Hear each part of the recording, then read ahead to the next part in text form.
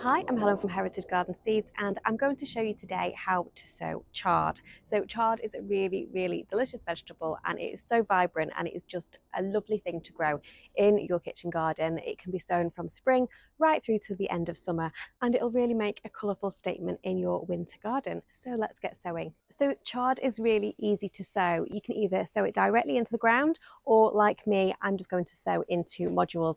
I do prefer sowing into modules wherever I can, just because I find it easier just to pop them in the greenhouse at home and just keep an eye on those seedlings every day as I make my morning coffee.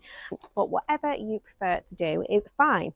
So if you go into direct sow, you just want to make sure your growing area is weed free and make a shallow drill in the ground and then lightly scatter your seedlings into that drill, backfill with soil and keep it well watered.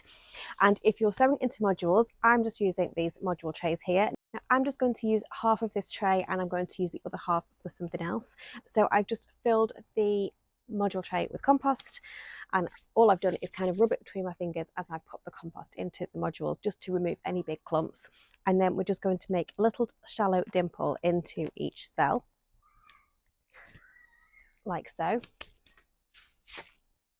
And then it's really up to you how many seeds you sow. If you want to grow big structural chard plants, then you'll want to sow a couple of seeds per cell and then thin out the strongest seedling once the seeds are germinated. But you may want to enjoy your chard as baby leaves, in which case I would sow a couple of seeds per cell, maybe around 5 to 7, and just grow them in little clumps together. So I'll show you what I'm doing for both versions and we'll do a mixture of both.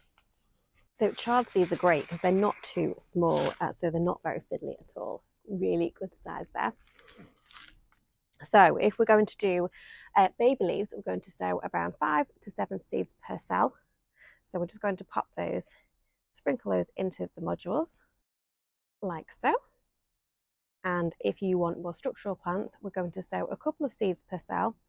And then once those seedlings have emerged, we will remove the weakest seedling. So we'll just keep the strongest one. So it really could not be easier. And then we're just going to lightly cover it with a thin layer of compost. So as you can see, I'm just rubbing that between my hands again, just to remove any large clumps. And then we'll just lightly water those seeds. And we're just going to pop our little plant label in. So I've just labelled it chard and the date. And then we won't forget what we've sown, because believe me, it is so easy to forget what went where. You think you remember and then you never ever do. So then I'm going to just keep these in the greenhouse while the seeds germinate. They'll be nice and warm in there. The greenhouse is well ventilated. It is still summer at the moment. We're still in August. Keep them in the greenhouse, keep an eye on them, keep them well watered. We do not want them to dry out. And then once the seedlings are a few centimetres tall and have developed a few sets of true leaves, then we will look to transplant those out into the ground, either in your kitchen garden or allotment.